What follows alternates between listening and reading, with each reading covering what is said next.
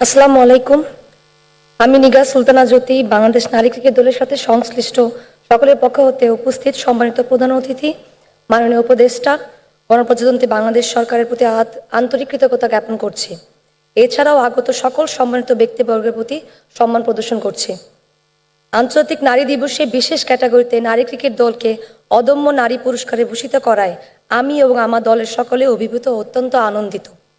আমার দলের পক্ষ হতে মাননীয় প্রধান উপদেষ্টা মহোদয়কে আন্তরিক ধন্যবাদ ও কৃতজ্ঞতা জ্ঞাপন করছি মহিলা ও শিশু বিষয়ক মন্ত্রণালয়ের মাননীয় উপদেষ্টা শারমিন এস মুর্শিদ মহোদয়কে।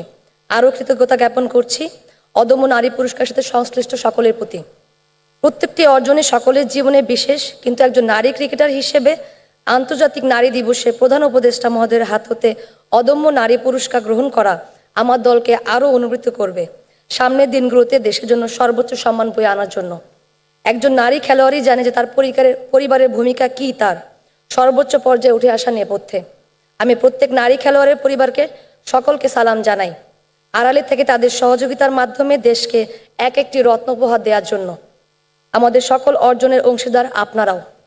বাংলাদেশ ক্রিকেট বোর্ড এবং দেশের আপামর জনতার প্রতি বিশেষ কৃতজ্ঞতা নারী ক্রিকেটের পাশে থেকে আমাদের পথ চলা মসৃণ করার জন্য। দেশের প্রতিনিধিত্ব করার অপার সুযোগ আমাদের জীবনে সেরা অর্জন বলে আমাদের দলের প্রত্যেকের খেলোয়াড় মনে প্রাণে বিশ্বাস করে। সকলকে অনেক অনেক ধন্যবাদ।